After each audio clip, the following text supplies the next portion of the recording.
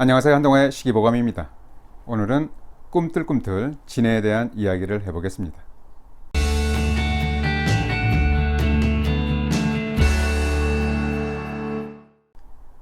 간혹 사람들은 민간요법으로 진해가 관절염에 좋다고 합니다. 그리고 시골에서는 닭을 삶아 먹을 때 진해를 넣어서 삶아 먹기도 합니다. 이러한 요법은 근거나 효과가 있는 것일까요? 그리고 부작용은 없을까요? 이번에는 진해에 대한 효능과 부작용에 대해서 알아보겠습니다. 약용진해는 왕진해를 말합니다. 왕진해는 절지동물문 왕진해목, 왕진해과, 왕진해속, 베트남 왕진해종, 왕진해 아종에 속한 절지동물입니다. 크기와 색은 여러 종류가 있습니다. 명의별록에는 머리와 다리가 붉은 것이 좋다라고 했습니다. 왕진해는 길이가 10에서 20cm이고 머리와 다리의 색이 붉은 것을 약용합니다. 한약재 명어로는 오공이라고 합니다. 진해는 맛은 맵고 성질은 따뜻하고 독이 있습니다. 진해는 가장 앞다리 갈고리에 독샘이 있습니다. 진해에 물리는 것은 입이 아니라 사실 앞다리 갈고리에 찔린 것입니다. 약으로 사용할 때는 불에 구워 머리와 다리를 모두 제거하고 사용합니다. 진해는 먼저 경련을 억제합니다. 본초 강목에는 어린아이의 경강과 풍으로 인한 경련, 재풍으로 이를 악물고 있는 증상을 치료한다 라고 했습니다. 동의보감에는 파상풍으로 입을 열지 못하고 몸이 차갑게 굳어지는 경우를 치료한다. 오공을 곱게 간 가루로 이를 닦아주면 거품을 뱉어내면서 살아난다고 했습니다. 진해는 실제로 파상풍에 의한 경련을 억제하는 효능이 있습니다.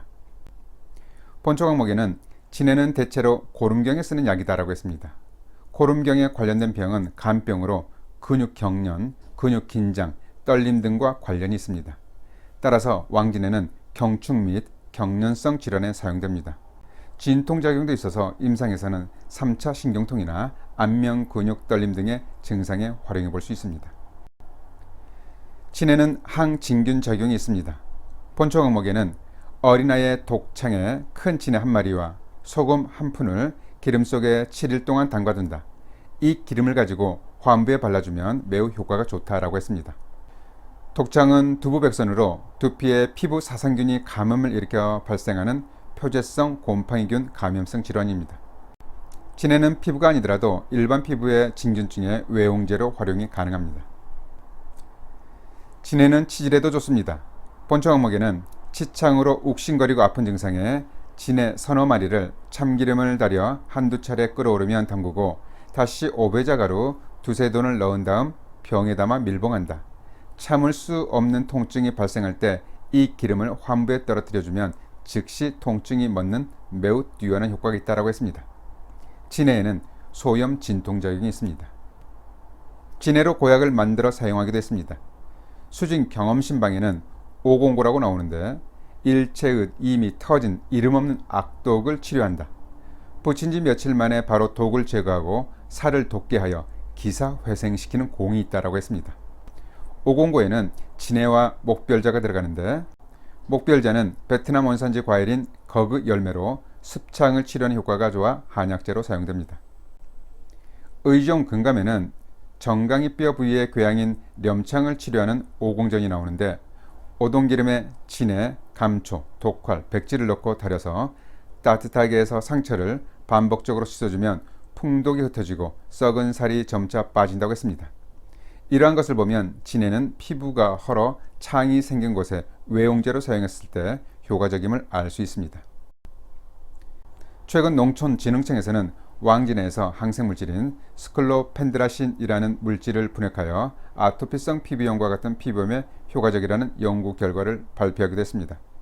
진해는 소염작용과 함께 상처 회복을 촉진하는 작용이 있는 것으로 판단됩니다. 진해는 항종양작용이 있습니다. 본초 강목에는 징벽을 치료한다고 했습니다. 징벽은 징가와 현벽으로 뱃속에 생긴 종양이나 장 근육이 덩어리처럼 뭉친 것을 의미합니다. 부인의 작은 군종도 징가의 일종입니다. 최근 연구 결과 왕진해 추출물이 실험적 연구에서 다양한 암세포의 세포 자연사를 유도한다는 사실이 밝혀졌습니다. 왕진해에는 봉독과 유사한 펩타이드 결합의 독성 성분이 있습니다. 주된 물질은 히스타민 유사 물질과 용혈성 단백질을 포함하고 있습니다. 이외에도 티로신, 류신, 개미산, 지방유, 콜레스테린 등을 함유하고 있습니다. 항균 작용으로는 결핵균을 억제하는 작용도 합니다. 왕진에는 최근 연구 결과 다양한 연구로 왕진의 추출물이 항산화 작용, 중추성 억제 작용, 해열 진통 작용, 진정 작용 및 혈압 강화 작용이 있는 것으로 보고되었으며 경축 및 경련성 질환에 효과가 있음이 규명되었습니다. 또한 진의 약침을 실험쥐를 통해 경혈에 놓았을 때 진통작용과 경련 억제 작용이 있음을 확인한 바 있습니다. 최근에는 관상동맥 심장질환과 류마티스성 심장질환의 위험을 줄인다는 연구 결과가 보고된 바 있습니다. 민간에서는 허리나 관절이 아플 때 왕진해를 볶아서 가루내서 먹습니다. 진해가 관절이 많아서 관절에 좋을 것이라는 추측에서 비롯된 것 같습니다. 이와 관련된 문헌적 근거는 찾아볼 수 없지만 최근의 다양한 실험적 연구 결과 도움이 될 것으로 여겨집니다. 또한 닭이 진해를 잘 먹어서 천적관계로 닭이 진해독을 해독한다고 믿었습니다. 의가 비결에는 진해에 물리면 생닭고기를 붙인다 라고 했습니다. 경학전서에는 어느 하녀가 잘못해서 진해를 삼키게 되었는데 먼저 닭의 피를 마시고 나서 참기름을 먹어 토하게 하면 효과가 있을 것이다 라고 했습니다. 그러나 무작정 닭에 진해를 넣고 삶아 먹었던 것은 아닙니다. 증보 담방신편에는 담종에 닭 한 마리에 진해 한 마리를 솜에 싸서 닭의 뱃속에 넣고 문드러지게 삶은 후 진해를 건져내 버리고 먹으면 신묘한 효험이 있다. 병이 위중한 경우에는 두세 차례 먹는다. 온갖 담증에 좋은 약이다 라고 기록하고 있습니다. 담종은 피부나 근육에 결절이 잡히는 종창을 말하고 담증은 가래를 포함해서 근육통도 의미하는 병증명입니다. 진해를 먹을 때 밤을 먹으면 효과가 없어진다고 했습니다. 옛날에는 진해를 너무 많이 잡아 먹은 닭을 먹고 진해 독으로 식중독을 일으키는 경우도 있었습니다.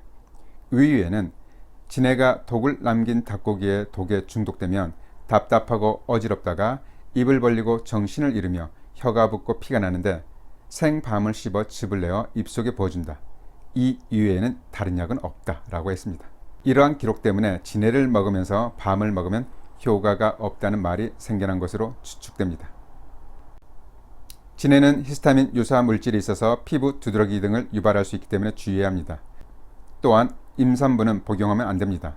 동의보감에는 징벽을 치료하고 낙태시키며 악혈을 없앤다고 했습니다.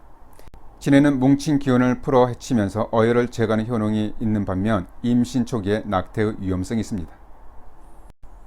진해는 생긴 것이 징그럽지만 역사적으로도 강력하고 자신감이 넘치며 신성한 존재를 상징했습니다. 생김새가 독특하다면 그 자체로 다른 것과 구별되는 특별한 효능이 있을 법합니다.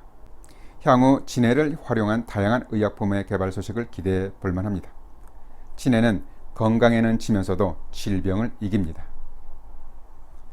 잘 들어보셨죠? 그럼 한동안의 시기보감 마칩니다. 감사합니다.